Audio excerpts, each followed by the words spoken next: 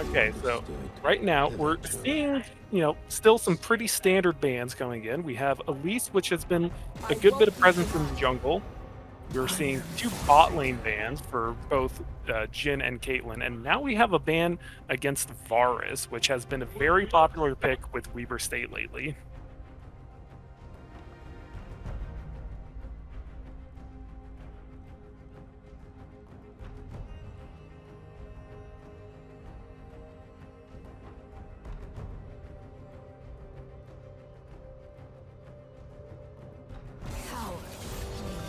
Okay, and now we also have the Ashe ban. So a lot of bans centered around bot lane presence. So a lot of the common picks have been kind of eliminated here.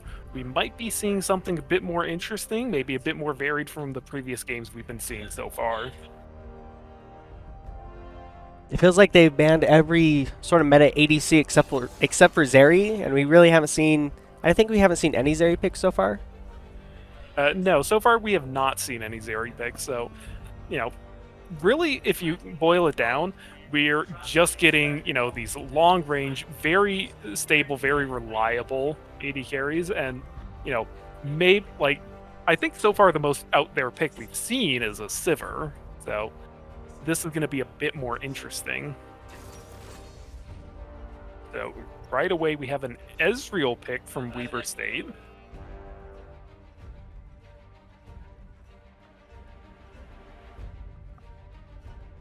I still think that's kind of the big thing to do in pro play right now. Is a lot of times you like to go red side so you can first pick your ADC and support, and we're going to see Weber do that exact same thing.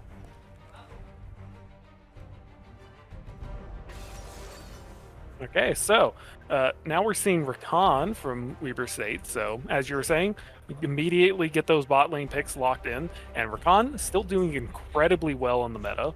And Ezreal has never really fallen off too hard in terms of the meta, so I'm very confident we're going to be seeing something good.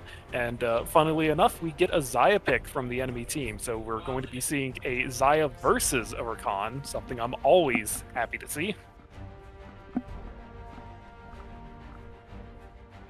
Both teams actually are first picking their support and ADC, which I think makes sense right now. Most of the time, we'll probably be playing around your support and ADC. Maybe if Weaver can get the Poppy onto Tibbs, though, they'll be trying to play around top lane a lot more like they usually do. Yeah. That is a good point, because we're not seeing really anything given to that. And, top lane has been a very big point of contention in these previous matches. So if things don't get banned at this stage here, if we do see the Poppy again, if it's not banned, it's almost certainly going to be going back to Tibbs, as that has been a pick that's been working well. But at the same time, a little less dashing power in the enemy team composition right now. So with the second wave of bans coming in, let's see the first pick from Weber State. Banning Pasadin. Now, just a little bit surprised to see that. But, they're obviously going for a little bit more mid lane presence, because they're locking in the Syndra pick early. They want to give Sendy that power, make sure they're playing in their comfort zone. And it's been working so far. I do think that is a really good pick for Sendy, just to get the Syndra. We've seen every time Sendy's gotten Syndra, he's gone like 10-3 or 5-2. He's done really well every single time he's gotten the Syndra. Yeah, there hasn't been many moments to make plays, but it's been a very consistent, and consistency is key when we're looking at games like this. We're seeing a Jarvan ban from UCSC, so obviously, they want to kind of avoid any of the burst power that usually comes in from, the junglers in the current meta. We're also seeing a Gnar ban, so that, Gnar is very good for team fights. Maybe not necessarily in Weaver's current team composition, but Gnar overall, a very consistent, reliable champion, very good at dueling in the top lane and winning team fights when they do happen. So we're seeing possibly a Lee Sin picks here from Zadox once again. Always one of my favorites. And Lee Sin is locked in.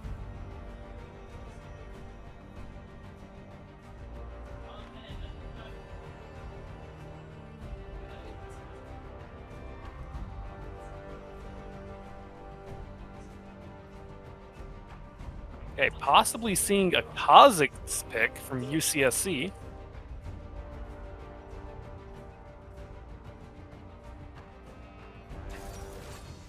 Okay, and we end up with the Vex. I wonder if we're going to end up with this being a Gragas top lane or jungle. I'm rather confident we're going to be seeing it in the jungle. I don't think they want someone so immobile, so lacking in poke in the top lane, especially with how aggressive of a player that, Tibbs tends to play. It would make sense. Maybe if they had banned Poppy instead, I could see Gragas going top lane. But with Poppy being open like this right now, I guess you're right. I can't imagine Gragas being the pick into probably Tibbs picking Poppy right now. Yeah, so, and here we're seeing the set, so it's likely we're going to be seeing the set in the top lane, so a much tankier kind of brawler, ready to, take any fight and turn it around. And then we're seeing a Jax pick from Weaver State, and it doesn't. Yep, so Jax is locked in. Now, Jax has been doing incredibly well in the meta, usually one of the go-to bans, and I haven't really noticed, but it was not banned in this match, so I'm interested to see how this is going to be playing out. I think Jax has been banned in every single match against Weaver State so far that we've seen. Yeah, so with the small scope update for Jax, Jax has just been performing incredibly well, and part of that is just a sheer increase in power. Part of that is a sheer fact that people aren't quite sure how to play against it yet. So Jax is going to be interesting here, They and also we did did. a huge update to Jax when you consider that he has 4 abilities now. They made his R do something besides just like give armor and magic resist as well. So he has actual 4 actual abilities now, not like 3 abilities and one like okay ability. Yeah, so a lot more active playstyle, and reducing the fact that some of the older abilities were just have a stat boost, which doesn't translate as well into the current game we have today. So we now have the 3-minute spectator delay to wait on. Now, as we're looking at this, I'm a little bit surprised at the Vex pick. I don't think Vex is the worst pick that we've seen. Vex is really good at going in, so they might be trying to get picks with Vex R onto like the Syndra, and even getting like an R onto Rakan. Rakan is a really squishy character when it comes down to it. He's really mobile, he's really fast. It's kind of hard to lock down. But if Vex hits an R on Rakan and then just R's into the Rakan, probably he's just gonna die. Yeah, so there's definitely merit to it, and if Vex can get those engages, it's going to be playing well for UCSC. But at the same time, I'm not sure that Vex is going to be playing too well in the laning phase because Syndra is a lane bully.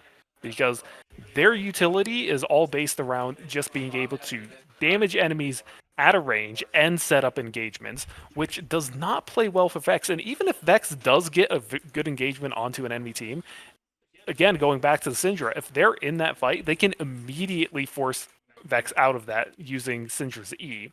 And likewise, there's also a lot of, big AoE contenders that make it difficult for something like a Vex engage because you have the Rakan W, which is an AoE knockup. You have the Jack stun, which is an AoE stun. You have the Lee Sin ult, which immediately gets them out of the area. And then even with the ADC, Ezreal has a really good escape mechanism built in. So it can be a little bit hard if they don't get that immediate burst for Vex to actually secure kills in this matchup. Something I like from both of the teams here, I think they both have drafted really well at having really good engage and disengage. If you look, the like Gragas and Vex, really good engage, but the Karma and even Set to some extent, they can be really good disengage. Set, I would say, probably good engage and disengage to an extent. And on Weaver's side, they have Rakan that's really good at the engage, and the Jax that's really good at the engage. But they also have that Syndra and Ezreal who can sort of disengage from the fight and move back if they need to when the fight is going on. Absolutely. Now, you know, also to that note, UCSC has a good bit of tankiness in their team. And, while we are seeing, the Rakan, kind of like a mid-range tank, good values, good utility, the Lee Sin and Jax aren't going to be filling that role as much, especially when they're fighting someone like Xayah, which, has a lot of auto attacks they're going to be throwing in damage, even regardless of Jax's dodge. So it's very possible that UCSC could just be winning some of these fights on health alone, especially with the set. I'm not sure who wins right now out of like if Set and Jax are just standing still, right clicking on each other. I'm not actually sure who wins that fight. Yeah. Jax might have a small advantage in the top lane just because of having a little bit of hard CC and also, going back to that dodge always has been a big problem for any kind of melee champions in the top lane. So Jax might have a slight advantage going into that matchup, but I think everything else is pretty evenly matched. I mean, we have the Lee Sin pick, which can have a lot of agency in a matchup, but Gragas brings a lot of power to team fights and isn't quite as risky as something as Lee Sin. And then, of course, for the bot lane, you know, who knows which way that's going to go, because both sides are really good at what they play. They both have really good matchups, different play styles. Maybe Weber's going to be able to play aggressive and get a couple of kills. Maybe UCSC is going to be able to play passive and stop Weber from doing anything and secure some kills themselves. Now we have a stack up right here with a bit of variation from what we're usually seeing. So they're immediately securing vision in the bot lane. And it looks like Weber's going to try and go for a small invade here, getting some vision. And Gragas spots it right away.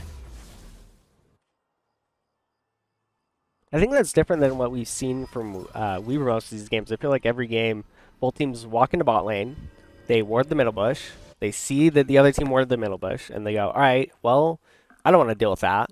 And then they both just walk away. I feel like that's how almost every game has started so far. Yeah, every game has started so far, and it is interesting because Weber usually goes for the much safer, they're not too concerned about that bot lane vision, so they just prefer to get the map-wide vision.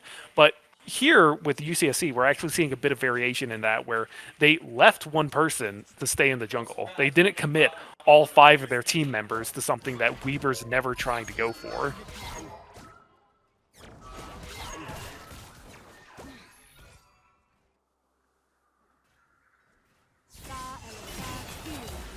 Here we go. Probably a pretty slow start to the game right now, especially level 1 to 3. No one's probably going to be fighting very much. And we're probably going to be seeing this early aggression from something like Karma, because Rakan, until they have, a much larger access to their kit, doesn't really do much in these early engagements. They have to play a lot more passively. We're immediately seeing a bit of dueling going on between the Set and Jax, about equal trades, and I imagine that's going to continue throughout the rest of the matchup.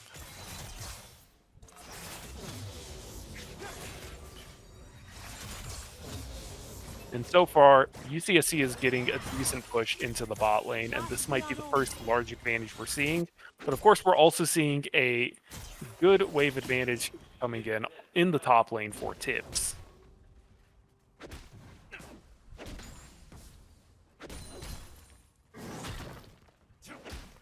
Now, both junglers about even on their routing, about even on their timing.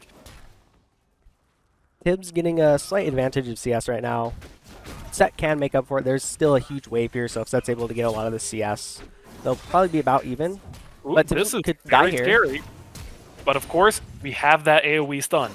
As I said, very big problem for any melee top laner, and it actually forces the Set to burn their flash. So what looked like a bad situation for Tibbs actually turned around into getting an enemy summoner spell. Vadox is hanging around in the top lane, possibly looking to finish off this kill. They're trying to bait it out. I feel like Weaver does this a lot, where like Tibbs takes kind of a questionable fight. Ooh. But he dies a little bit early there. I'm not sure if he had his E. Maybe he didn't click it soon enough. Yeah, so they went for the bait, but unfortunately, they managed to take it and get away with it. So right now, that is first blood over to UCSC. We got a potential gank coming in here bot lane. Too much vision. Looks like Gragas is just going to rotate through the river.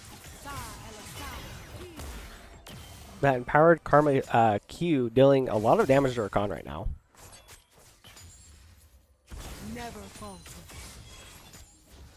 Yeah, Karma is serving very well as sort of a lane bully for this, and right now it does look like there's a lot of, kind of priority being put into that set grab into the top lane.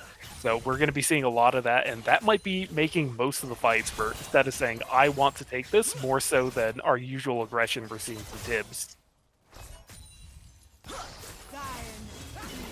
Really slow game so far. No one's really done anything.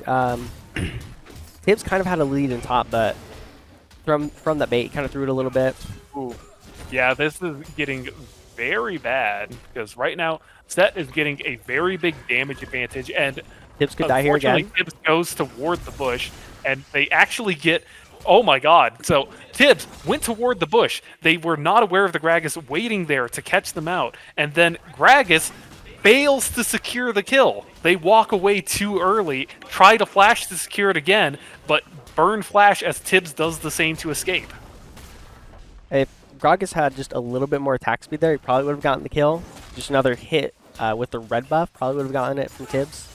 Yeah, there was not enough discipline there to make sure that they actually landed the hit and confirmed the kill.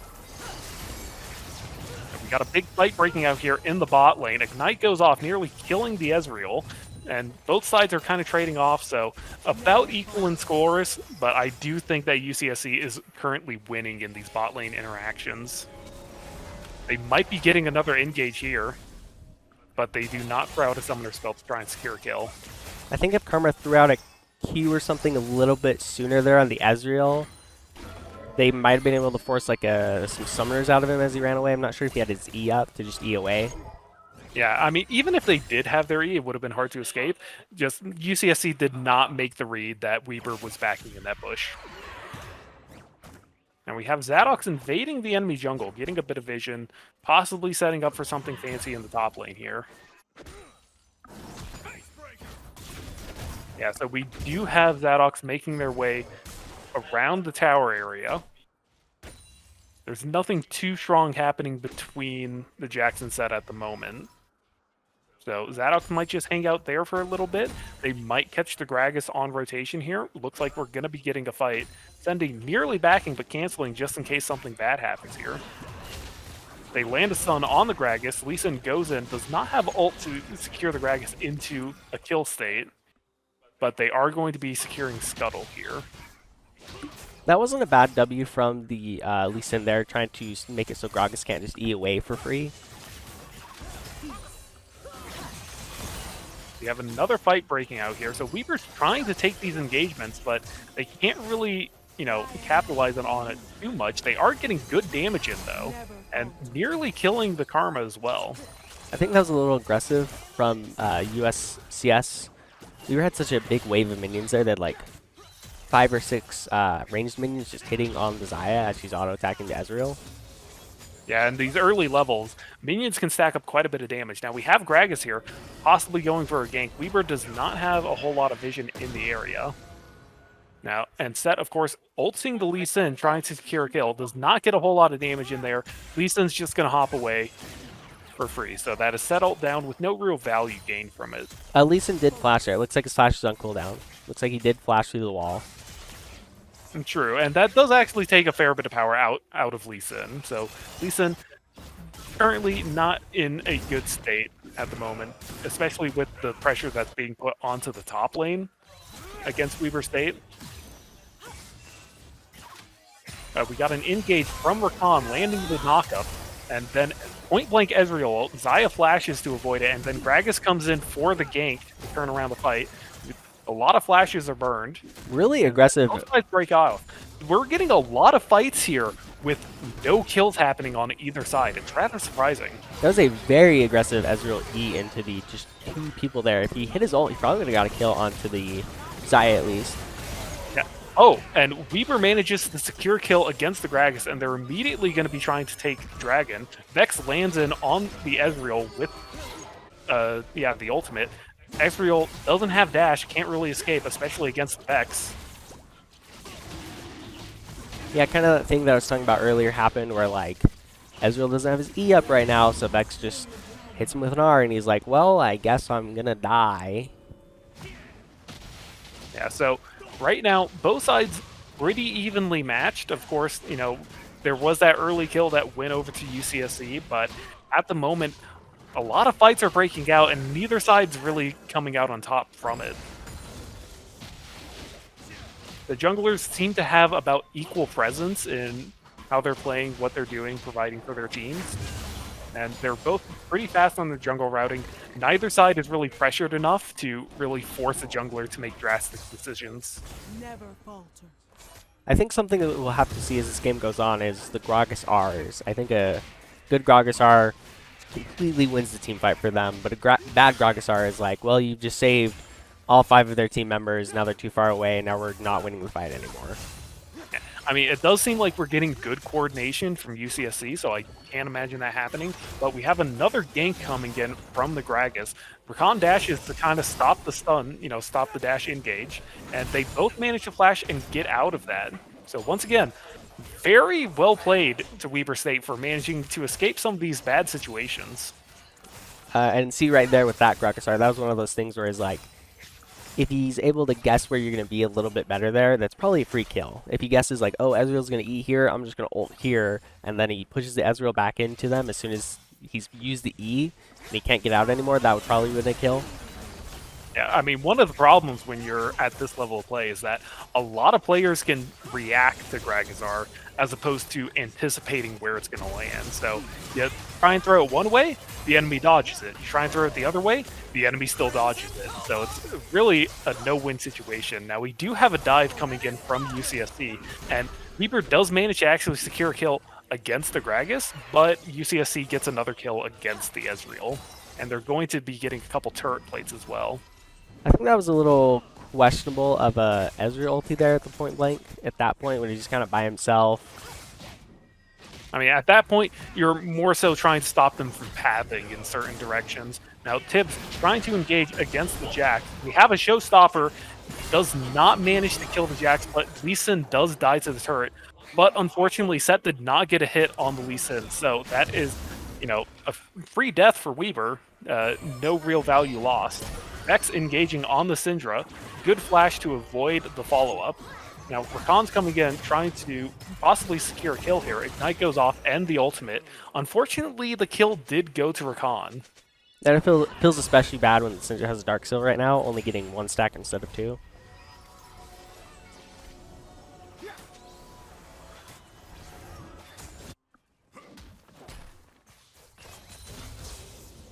Now, something I have been noticing in this game is that Weber is getting a lot of really good control on vision, because, despite the fact that both these teams are evenly matched in the fights, consistently, Weber's getting some pretty deep vision. They might be missing it in the bot lane, but I think a lot of UCSC's vision control is being over-prioritized in the bot lane.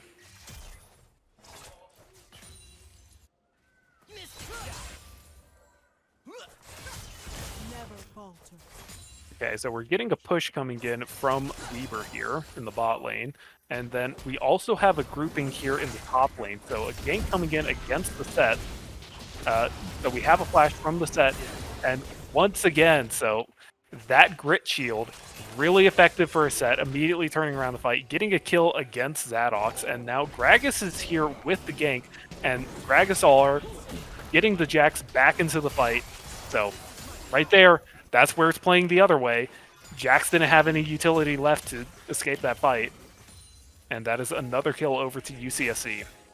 This is a really back and forth game. I feel like USC has the advantage, and then Weber gets a couple kills, and they have the advantage, and then it goes back to the other team, and then it goes back and forth, kind of handing off to each other. So it'll be interesting to be able to see who actually is able to get like Weber has a dragon right now. If we can get the next dragon, then even if they're down a couple of kills, just having the dragon advantage of having more dragons.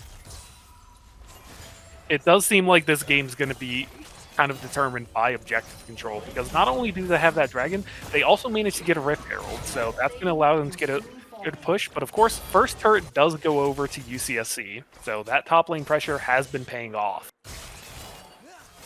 UCSC also has about a 3k gold, 2k gold lead right now. Okay, Greg is going for an in-lane gank in the bot lane. I don't think Weber's going to be ready for this. If they do push up, they might get caught out, but of course Zadox is going to be rotating down to try and get the dragon, which is now up.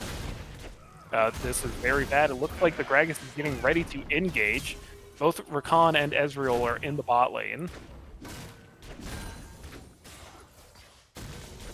It's really interesting to see Tibbs be behind, so behind the set right now, but he still just We is have fighting him. Rift in the bot lane. It looks like a team fight's breaking out.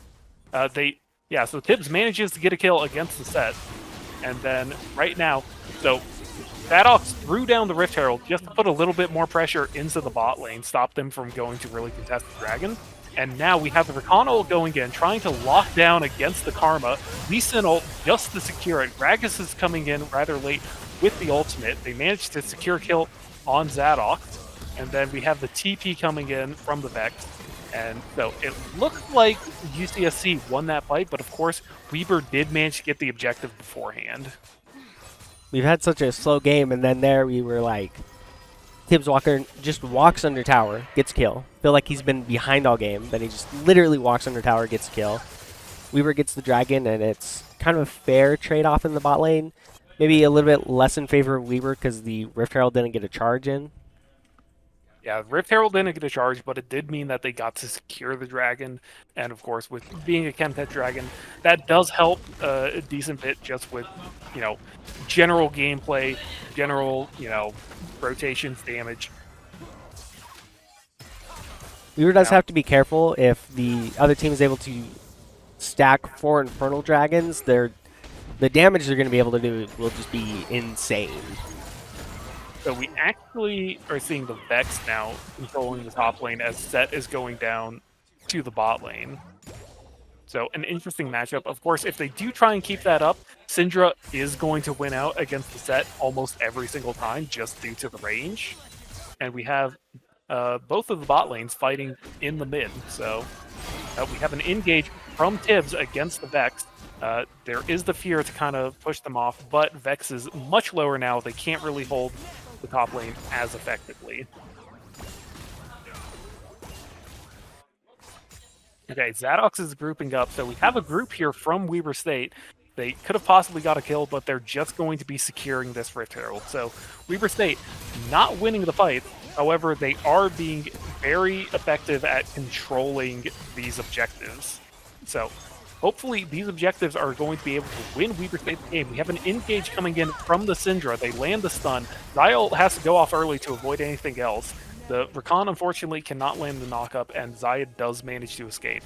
So now Gragas is grouping up. We have an engage from Lee Sin, landing the Q. Does not go for an immediate ultimate. There's no team to follow up on. Meanwhile, Tibbs is just taking a tower in the top lane.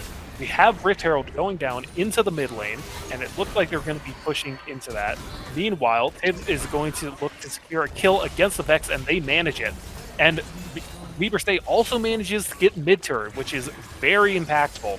And a second charge off of Rift Herald does manage to land, but only with a little bit of health. But it does get a lot of damage on that second turret as well. So, very well played from Weber State. UCSC didn't get anything out of that fight, and Weber just kind of stacked everything at once. They got the kill in top lane, they got the turret in top lane, they got the turret in mid lane. So, while UCSC was getting a little bit of a gold lead, now Weber State has evened things out, and they have complete lead on objectives. They've gotten the 2 Rift Heralds, and they've gotten the 2 Dragons. And we have the next dragon coming up in a minute 30. And if you look, UCSC has the top and bottom towers, which are good, but Weaver has the top and the middle tower, which means that they have so much control right now in the enemy top jungle at least. Getting that mid tower is super important if you want to get any form of jungle control. Absolutely, because it just removes so much vision by itself, which creates uncertainty for the enemy team. And once we start getting Baron coming up here in a couple of minutes, that's also going to be a really big factor. So we have a bit of a grouping in the enemy jungle here around Dragon Pit. Possible they're going to try and, steal off 1 or 2 small things, but it does not pay off. So both teams just kind of pushing. There's no real advantage one way or the other. Gragas coming down, possibly getting a gank against the Syndra. But both teams are really trying to play to get this next dragon, and it's going to be up in less than 30 seconds. I just noticed as well if these between this Vex and the Syndra sort of poking at each other, fighting a little bit. Syndra actually does have first strike, so she will have a gold advantage with these just sort of little trades the Vex and Syndra are doing. Yeah. Okay, so Greg is pushing up, trying to get a little bit more vision. And so right now, UCSC has control over the Dragon Pit. Weber's kind of backing off, letting them take it.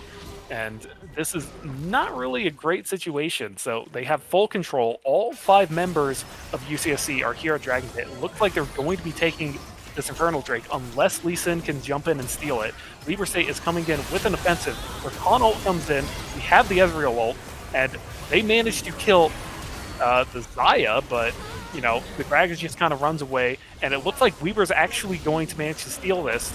So they secure it, Karma tries to steal it, and Gragas is also being taken down on the sidelines. They're trying to run away alongside the Karma, so they do manage to dodge the last bit of the assault from Weber. So Weber, despite not really having that fight at the start and being a man down, they still managed to turn that fight around, win, use their utility, very strong team fight combos, and secure the 3rd dragon for Weber State. And at the same time, Tibbs just pushed the top lane, so no real value lost. I think there's the insane combo of Rakan. I think he ultied and then W'd and hit 3 people in his W at one point, and then the Syndra really well timed at the end of it to throw a E with the ball into it, to then Wombo combo some of that CC. Yeah, so Weber in this composition does have the combo CC, and it's paying off for these team fights in which they were initially losing. Alright, so we do have Baron up. I would not be surprised if Weber does go to take it. It looks like Zadox is going to be picked off here in the jungle unless they can manage to escape. So they do manage to escape. Does have to use the flash there, which does kind of suck as Lee Sin. Yeah, but it is better to, you know, make sure the enemy's not getting kills, especially when they're being put further behind in the current instance, than to possibly secure a kill in the future. So, Ezreal almost dying to Baron accidentally, just using their E and, you know, absent-mindedly doing damage against the Baron, triggering it. So, now UCSC is clearing out vision around the Baron pit, and they do have a stack. So they might try and take Baron. You know, they've been a bit behind on objectives, so they might try and take the Baron right now as everyone else is trying to back, but it does not look like it. I think the Baron there would be a little bit questionable just because Weaver has that the Scuttle Crab vision possible to get rid of, so I don't know if you really want to just be taking it on vision you cannot get rid of. Yeah, so yeah, Weber had the vision. It would have made things risky, but of course UCSC is starting to run behind, and you know, it can be a big problem, especially if Weber starts pushing things in, and as they're doing right now, and Weber sets themselves up to take the Baron without really much option for UCSC to engage at this point. So they're looking for a fight here in the jungle. They're kind of having to play around. It's a very tight corridor, not much room for anything to be done. Showstopper comes in for the engage. Rakan to try and lock down the set as they're in here. Zadox getting very low with the Vex hitting the back line. But Weber State manages to not lose any players in that encounter. The Gragas is getting real low. Jackson jumping in for another kill. Syndra's stun lands on the Zaya. They manage to finish off the Karma. Ezreal does die to a feather, but Weber got another turret in the mid lane, and now they're rotating in to take Baron. I think that was some very good team fighting orientation from Weber there. Vex had like gone into the back, but then the Syndra and Lee Sin were able to focus on Vex, and then Set was in the back, and Rakan and Ezreal were able to focus on him, and then the Jax was able to just sort of zone off that Karma and Zaya. So Weber is just positioned really well, I think, themselves in that team fight, be able to sort of move between these smaller micro fights of like, oh, the Vex is here, the Set is here, so we'll get the Vex and then the Set, and then we'll focus on everyone else. But at the same time, UCSC was also really close to winning that fight. They almost killed the Lee Sin with that Vex engagement. It was just ever so slightly. There was the CC from the Syndra, there was the CC from the Lee Sin, and there was a little bit of CC from the Rakan as well. So everything just kind of played out to Weber's favor. They did manage to use their CC to the fullest against every enemy, and they were able to hold off the rest of UCSC just enough so that they could take the fight as they wanted it with the advantage. It could have gone really bad for Weber. I don't know if you noticed in the fight, the set hit a full stacks W onto Rakan and Ezreal, and it like half hit them with just a single W. So if he was able to just get a little bit closer, he probably would have killed at least Ezreal there, maybe the Rakan too, and then the fight is completely different. We got a pretty heavy push coming in from Weaver. They're pushing the enemy team into their own base, and we have Dragon coming up in 12 seconds. This is going to be 4th Dragon, and it will be Infernal Soul if Weaver manages to get it. And as the game is currently going, that would probably win the game for Weaver alone. So right now, Weaver's still playing in the jungle, kind of stopping the Gragas from being able to push up, stopping UCSC from being able to fight this, but they are ready to fight this. So we have a lot of vision going down from both sides. We have the Vex engaging against Ezreal, and then Set coming in to the middle of the fight, gets hit by the Lee Sin ult. Right now, Weaver's trying to focus out the Dragon while the rest of the fight's going on. Tibbs is down, so Rakan jumps in with a knockup, only hits a couple, another stun from Syndra, and Gragas manages to win out with the smite and steal the Dragon. But it looks like Weaver's actually turning the fight around, but we have another set W doing more damage. Was not enough damage, so Weaver may have lost the Dragon in that instance, but right now UCSC is 3 team members down, and Weber State, they still have their carries. They're still ready to push this, and they could possibly get an inhibitor off of this before the Xayah respawns. I think Weaver there was a little bit confused on what they wanted to do on that fight. It seemed like Zadox was standing there hitting the Dragon, then no one else was hitting the Dragon. Then they zoned them off, and then they were able to walk forwards again. I believe it was a joint effort. I believe they were trying to keep the enemy zoned off long enough to get enough damage so that Lee Sin could take the Dragon without having to worry about the Gragas, but they didn't manage to do that. UCSC just, was too much of a problem to just kind of ignore and try and push away. So UCSC did manage to get into the fight. The Gragas got into a comfortable position to where they could just choose to smite the Dragon when they wished, and they managed to push Lee Sin off of it.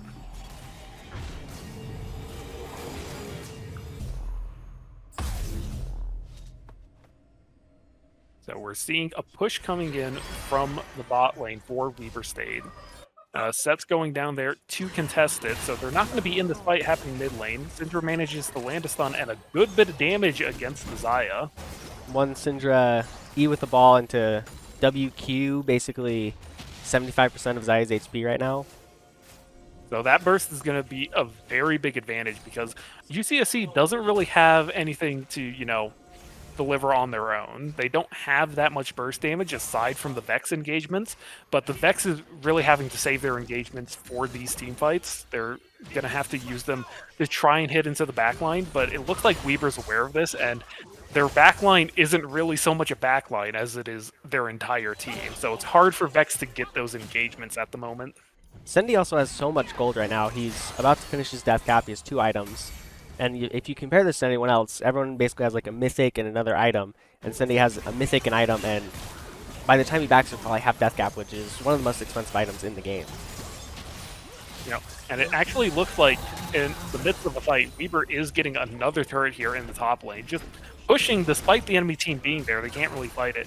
That's going to try and push the Jax off of the bot lane, but that's probably going to be needed in these fights happening in the top lane, or else Weber's just going to continue to push. Syndra manages to land a stun against the Karma, but Weber's choosing not to engage into a risky situation. Interesting, also, Ezreal doesn't have a mythic yet. I had not even noticed that, but you are right. Ezreal has his mythic Essence Reaver. That's all he needs. Yeah. They opted for a little bit of CC, but, almost very bad as the Gragas ult tries to isolate the Lee Sin. They do not really focus down the Lee Sin once they do get isolated, so that is perhaps a misplay from UCSC. And now we have Baron up in less than 50 seconds. All of Weber seems to be backing. So I imagine the next fight we're going to be seeing is around the Baron pit.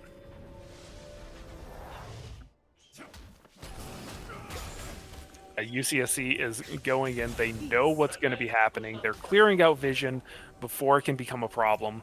And all of Weber State is making their way over to the Baron pit. This is going to be a full 5v5 team fight. First pick coming off from the set against the Rakan. A stun lands against the Gragas. Very effective, as Lee Sin can then follow up, killing the Gragas, which is devastating for the upcoming Baron. Rakan trying to chase down the enemy team. Lee Sin continuing to chase down the Karma despite having full presence within this Baron pit. So, this is going to be second Baron over to Weber State, and UCSC has no chance of contesting it. They do manage to trade off a turret in the meantime, and it looks like UCSC is going to try and prep themselves for Dragon, which is up in 20 seconds, but Weber State has plenty of time to rotate, and they know that, so they are currently backing off. Gragas is still down for another 3 seconds. They're going to have to make their way here, but Jax manages to land a stun on the Xayah. Xayah ults to try and get away. They manage to do it with a bit of Karma Shield and speed up. Weber chasing them down. Flash auto from Rakan with a W to secure kill. So now, once again, UCSC is down a member. The Vex is dead. The Gragas is dead. And it looks like Ezreal securing a kill against the Karma as well. That's here, but I'm not quite sure they're ready to win a 1v5 in this scenario. You know you're not doing good when Ezreal's sat on your tower and he takes like 5 tower shots. Yeah, so that tries to secure a kill against Lee Sin, but Weber just the same bands coming in from Weber State. I am forsaken. So we're actually seeing both the Syndra ban and the Ezreal ban, and we're seeing an immediate lock-in for the Lee Sin towards UCSC. So taking that away from Zadox, and we get a Rek'Sai once again for Weber State. So it looks like we're going to be seeing Zadox on Rek'Sai, which I'm excited to see more of. Potentially a Zeri pick, but it looks like they might be trading into something else. They did ban Varus, which I'm a little surprised to see, because Weaver does seem to be playing a lot of Varus, seems to be playing well, but instead they're opting to play Xayah. Not too surprised. They were just baiting us. They're like, look, we could pick these cool characters. Now we're playing Xayah.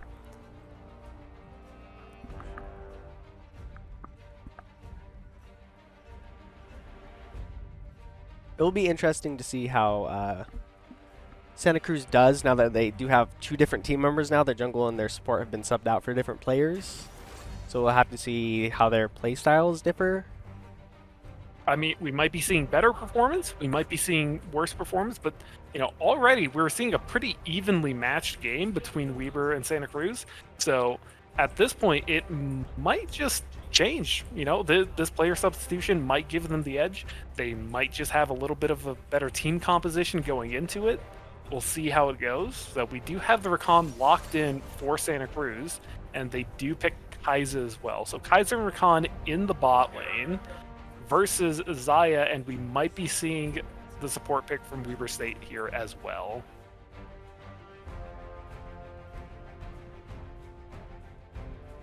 I wonder if Santa Cruz decided to pick the Lee Sin because they only get 3 bans, and they're like, well, we don't want them to have Lee Sin too, so which one are we going to pick out of Ezreal, Ashe, Syndra, and Lee Sin? I do think that is a very likely option, because Lee Sin, you know, they're going to be able to play with it as well. Lee Sin is a very good pick, but you know, likewise, they can then focus their bans onto what they deem more pressing issues, such as Ascendi Syndra, or you know, the bot lane pressure that you know any number of picks right now in the meta could be exerting. I think it's really interesting. I feel like Weber almost every week has banned Cassidy at some point in the picks. I feel like they really want Ascendi to be able to carry the game, be really powerful in the game, They feel like Caston is just going to stonewall mid so hard that they never let him get picked. I mean, speaking of Sendy, we're also seeing the Victor ban, another go-to pick for Sendy. So right now, we're seeing a lot of targeted bans coming from Santa Cruz against Weaver State. So we're not going to be seeing the Victor pick. We're not going to be seeing the Syndra pick. So we're going to see, and we're also not going to be seeing the Swain pick. I was about to mention that might be one of the things we see, but at this point, we might be seeing something a bit more interesting coming from Sendy as opposed to the usual slot that just kind of plays off in the mid lane. He might pick Usually Lux. doing We the saw a Lux pick from Sendy 2 weeks ago, was it? Yeah, we saw one game with a Lux pick from Sendy, but it's not something that has held up. Usually we've been getting these other picks, and we're actually going to be getting a Talia, it looks like. Very excited to see that. It's going to be very devastating against, the two engagers right now of the Lee Sin and the Rakan. There's also, the rarer dash coming in from Kai'Sa that could possibly be shut down by Talia's worked ground. I think Talia also is very interesting just because he has a pro play ult. We're in pro play. When Yeah, you're so- on comms like this, Talia ult is just so good at zoning off huge sections in the map at times. And we're actually going to be seeing action in, what supposedly should be the mid lane right here. So that's going to be an interesting matchup. Now, action a little bit more mobile than Talia likes to kind of fight against. I'm not sure if action grapple, spin, whatever it's called, will proc Talia E. Yeah, it Is that- will it in will fact do that? but due to the arcing, it can be very hard for Talia to actually fight against it because there's a variety of ranges that action can use it at, so it can be a little bit difficult. But it actually looks like we're going to be seeing action in the top lane with Akali fighting in the mid lane. I think Akali could go top as well. I think it's more likely that Akali goes top. I think it.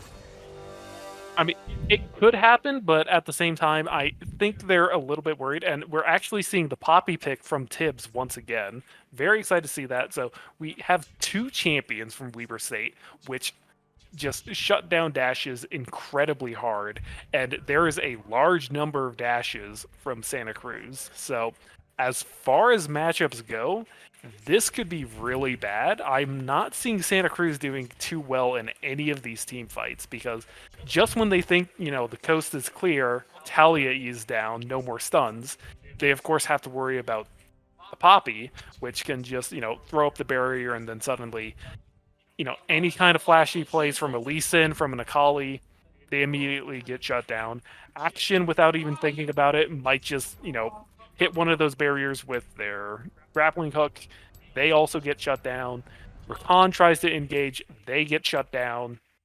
So this can be very problematic with the number of dashes that Santa Cruz has to rely on just because of their champions.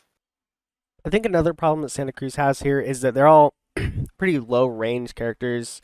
Kai'Sa's pretty low range. Akali, Lee Sin, melee, and action besides his Q is a pretty low range character as well. Compared to like Xayah is a bit longer range, Talia is a bit longer range.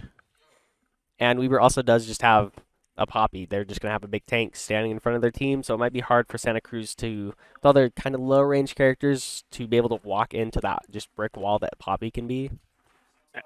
Now, we are seeing with the current lineups in the champion select here that it does look like Akali will be going into the top lane. So, this is going to be an interesting matchup. Now, immediate advantage going towards the fact that Akali does not have to contend with mana.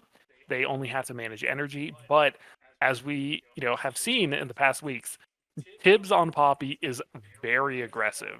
And with Poppy's W, that's going to shut down a lot of the escape potential from Akali. It's also going to be shutting down the execute potential from Akali's ultimate. It's going to be shutting down the engage potential from Akali's E. So I have a feeling that Poppy is going to be dominating into this top lane matchup. And then, of course, both of these junglers, they can hold their own. They have different styles of play. Could be going either way. Kind of depends how everything else starts playing out. We mentioned a little bit about the matchup between Talia and Action.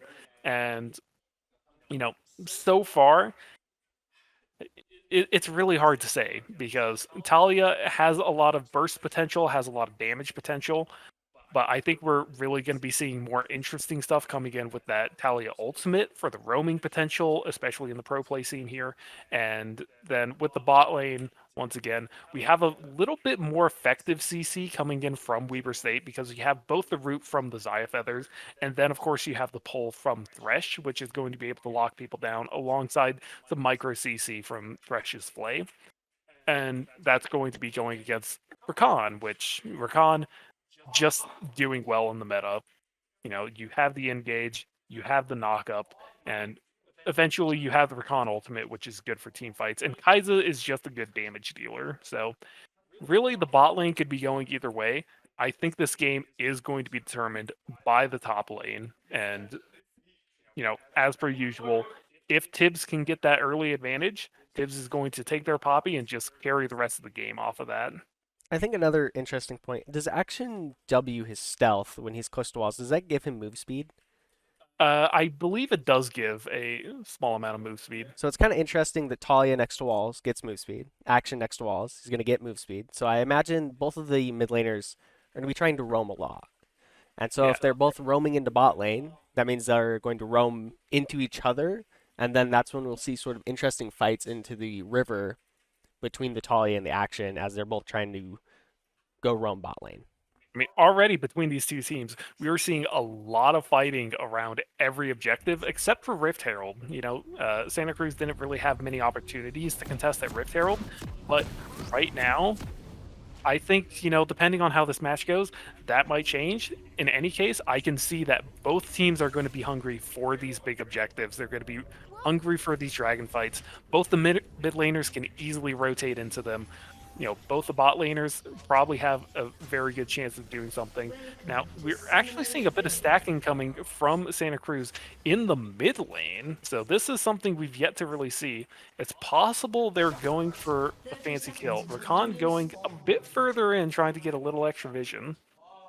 Now, right now, Sendy doesn't have the vision. They are in a dangerous spot, and the Rakan is behind the bush, so it's possible that Santa Cruz is going to be able to cheese a kill right here. They're at least going, yeah, no. So no summoners from Talia. They just get first blood. So that is, you know, the first instance of which Weaver's playstyle of, you know, very spread out vision control has not worked out for them.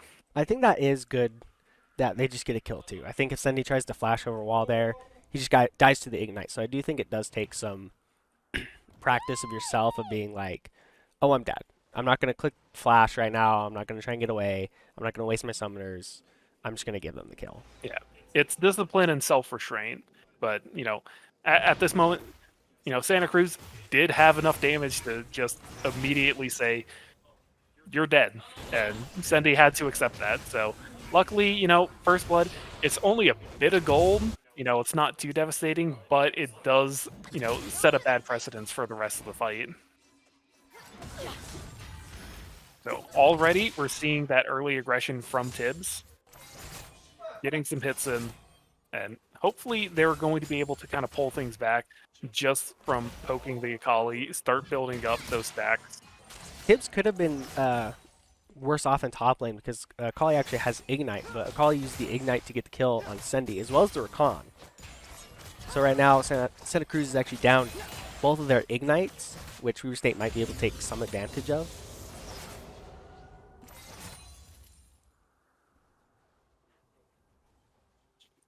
Very similar to the start of the last game, both teams.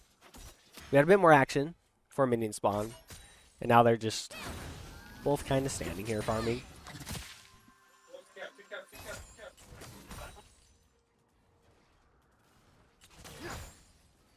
Okay, now we have both the Rek'Sai and Lee Sin kind of converging on the same spot of jungle.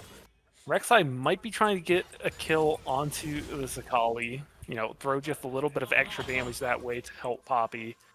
But Lee Sin is in the same jungle, so this could be a dangerous situation. Of course, both junglers have buffs. Rek'Sai opting to just poke a little bit of damage, not really contest it too heavily. Backing away, so, you know, Lee Sin, they just kind of continued their career, whereas Rek'Sai kind of went for the C4 that didn't pay it off. We have a fight breaking out here in the bot lane. Thresh lands a hook. Rakan goes for an engage, lands a stun.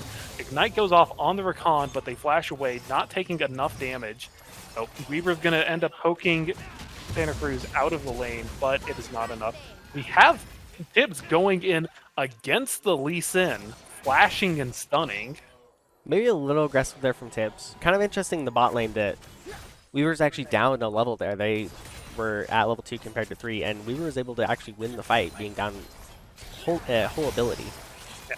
I mean, just by the fact that they have stronger CC. Like, the CC on Thresh is just naturally stronger than anything the Rakan can provide, and then the extra root provided by the Saya can just help to secure those fights in total. So right now, Weaver's winning in the bot lane just because of their CC advantage. And we saw that there, the Thresh just hits a Q on Rakan, and he W'd in, and he got hit by a Q, so his W doesn't even go off, and then he can't get away.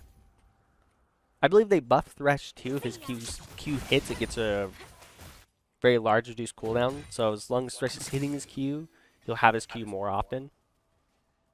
Once again, we're seeing the very aggressive Poppy coming from Tibbs, which I think is working well, because like as long as Weaver's not giving up any kills, there's no harm in trying to get those kills. Now we have Lee Sin setting up for a gank here to ambush the Poppy, and this might be where the aggressiveness, doesn't work out for Weaver. I don't think Tibbs has to worry too much right now. Now, it is possible that Tibbs did see the Lee Sin as they transferred into the other bush, so I think he did, just based off of how he's backing right now. Yeah, so they're going to teleport back into lane immediately, so Santa Cruz can't really get that much value out of the current situation. The Lee Sin backs, and Poppy's just going to be going back into trying to bully the Akali out of lane. We have Rek'Sai invading jungle. We're probably going to be seeing a setup for Dragon here coming up soon. Hopefully some kind of fight starts occurring. We do have Santa Cruz pushing up, getting that vision into river. And Kelly is rotating alongside the Rek'Sai. So they're going to be getting Scuttle, and then they're going to be getting Dragon off of that.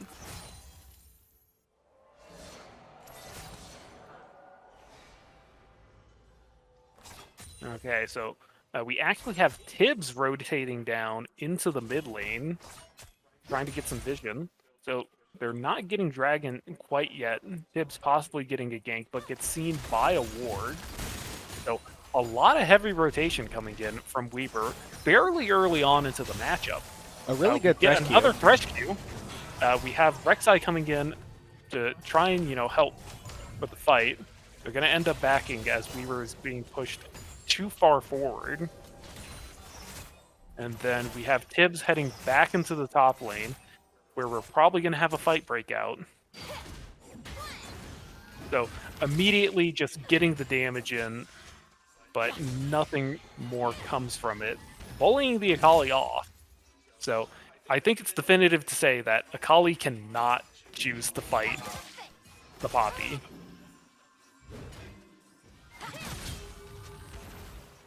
They're still going for some poke.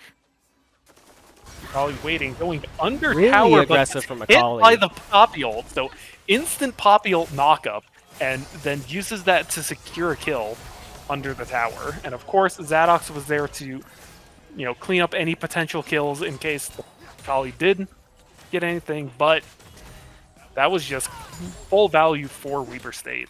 I think that was a very aggressive Akali there. Now, we actually have Lee Sin soloing Dragon at the moment, and I don't think anyone on Weaver State is aware of this. So, this is going to be the first Dragon going over to Santa Cruz. Tally is, making their way over. They're probably going to be seeing it just a bit too late, as now the Lee Sin gets to escape with no extra cost. So we're getting some top lane pressure coming in from Tibbs for Weaver State, but at the same time, an Infernal Drake has gone over to Santa Cruz, which is going to help get a little bit of extra damage in, might make things a little bit harder. Another Thresh queue against the Rakan, but it looks like this time Santa Cruz is winning the fight. The Zaya is killed off, does not have enough damage, does not have enough to survive the onslaught. That was really good timing there from Santa Cruz, actually, because the Rakan, like, as Kaisa got hit, Rakan hit level 6, and he immediately clicked R and went in. Now, we're also seeing a gank coming in from the Akali against the Talia. Talia has to burn Flash and Exhaust to stop anything bad from happening. So that's 2 summoners off of Talia, and Ollie doesn't really waste anything aside from a little bit of time. So Tibbs is just continuing the pressure in top lane, getting another turret plate. And Rek'Sai is here in case anything breaks out as a fight. So, definitively, you know, Tibbs is winning these matchups. Like, anytime the Akali tries to fight, they're going to win. Right now, we have the Rek'Sai trying to sense out the Akali as they try to escape. We have the double flash into knockups and stuns. We have 2 kills going over to Weaver State. And then the rest of Weaver was there to just support something, but they didn't need to. It does look like Santa Cruz felt kind of confident. They're like, oh, we can take this fight. There's 3 of us right now, Lee Akali, and Rakan. Only 2 of them. Then Talia comes in with the oral, and then there's a big wall in the way. You can't run away. And then you're at a disadvantage of the fight. So Weaver might have lost the first dragon, but it looks very likely they're going to end up getting the first turret. They're going to be getting Rift Herald here because it does not look like Santa Cruz is looking to contest it. So they get Rift Herald. They're probably going to get first turret up in top lane. And I think, you know, we're seeing this aggressive playstyle from all of Weaver State, in fact, and it's going to end up paying off for them for the rest of this match.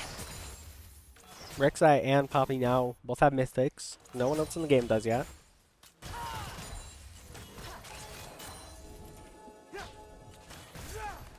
And we do see Rek'Sai pathing towards the bot side.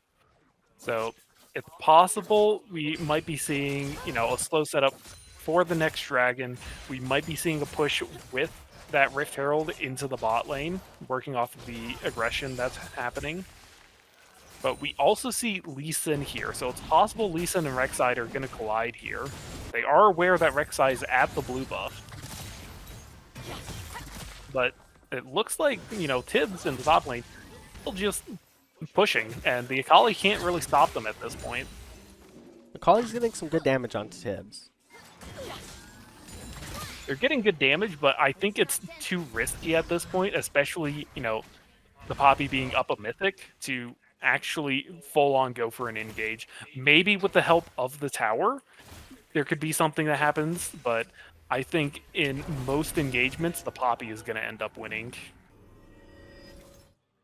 We're going to get a stun here, so an ambush from the Poppy, a lot of damage, throws up the W to try and stop a dash away, flashes to secure the kill, but unfortunately, they do not manage to close the gap.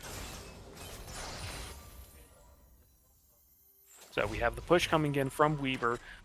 Looks like they're going to be pushing into the mid lane as well. We might be seeing the Rift Herald going down in mid lane then, and then after Weaver State backs, we can see something happening to Dragon, which is going to be up in 45 seconds.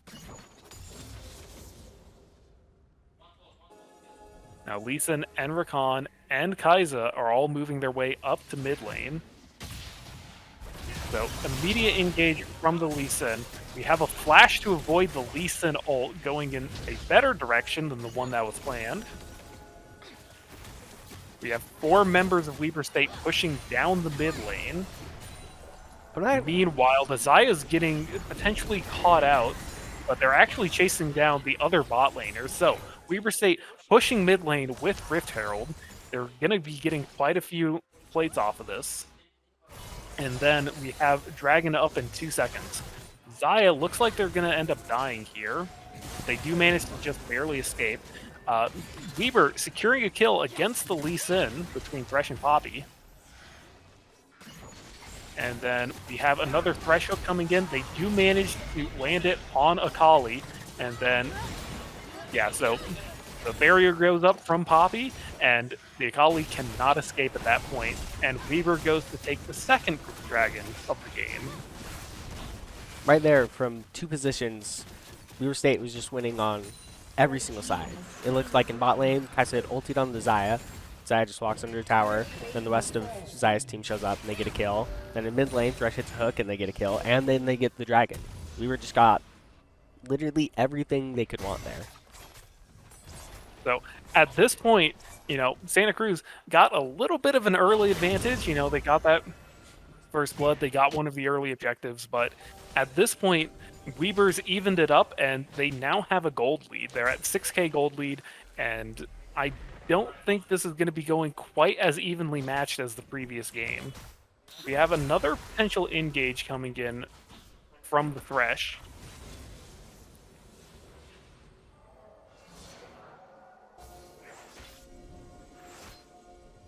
So just clearing out vision. So both teams kind of getting back into, you know, their neutral state. You know, we have a grouping occurring into the mid lane. So the bot lane's roaming up from Santa Cruz. Talia trying to get some more damage against the Rakan. Too many minions in the way to do anything.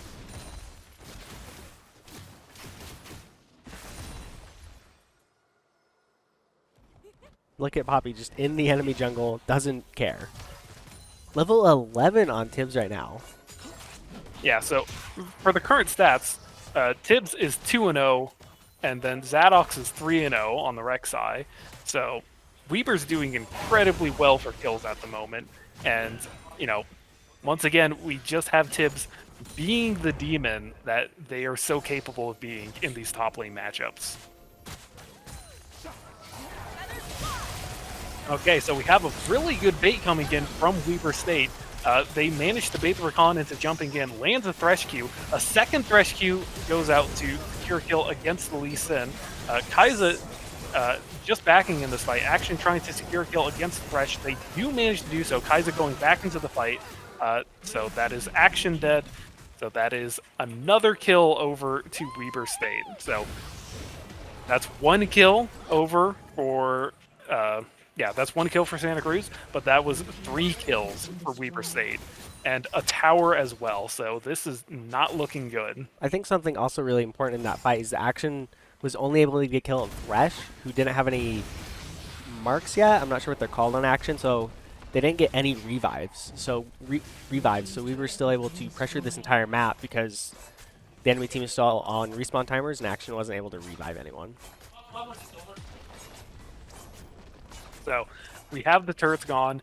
We're going to be getting Scuttle Vision around Rift Herald. That's another turret over to Weaver State. So this is a lot of map pressure being put against Santa Cruz.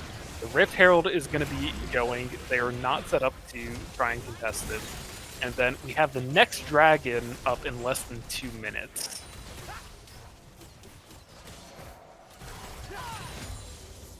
So we can see Akali rotating into the mid lane alongside the Lee Sin. So right now Santa Cruz is grouping up, possibly looking for any kind of fights, looking to isolate some picks. And then we have Tibbs continuing to push into the top lane without much concern. That Akali is so behind compared to Tibbs. Tibbs has a Mythic, full boots, and Sunfire cape, and Akali has tier 1 boots still, a Blasting Wand, Hextech Alternator, and a Tome. Now we actually see Tibbs rotating once again, possibly looking to, you know, pick off another kill.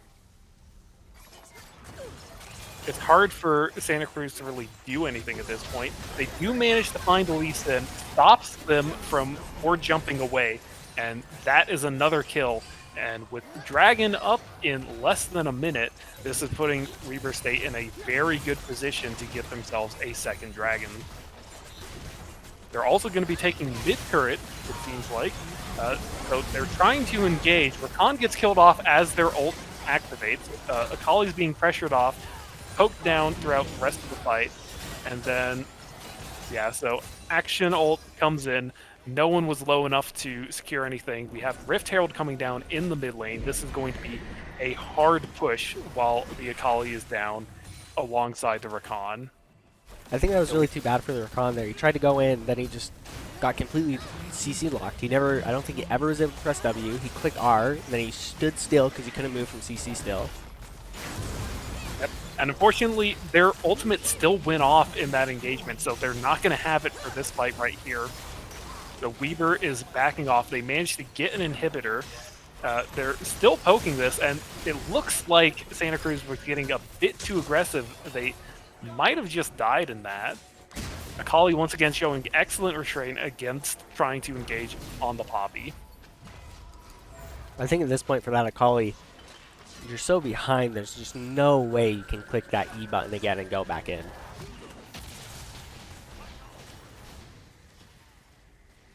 Now, so Weber is down a member of their team for this current fight at Dragon, but they're keeping a strong pressure. They're actually choosing to fight this behind the Dragon Pit. Talia securing a kill against the Kai'Sa, Tibbs securing a kill against the Akali. Talia comes in to block off the escape. And now we have a flash and some more spells coming out, diving under the turret to kill the Rakan. Meanwhile, Tibbs is chasing down the action. This is going to be a full push, and I think Weber is going to finish here. That's an ace. They have minions. They have their full team here ready to burst down the tower. I think another thing you really have to look at in this game, I think Daniel has done extremely well in these thresh hooks. I feel like the last 5 times we've seen him throw out a thresh hook, he's hit every single one. Absolutely. It's been providing an excellent engage for Weber State.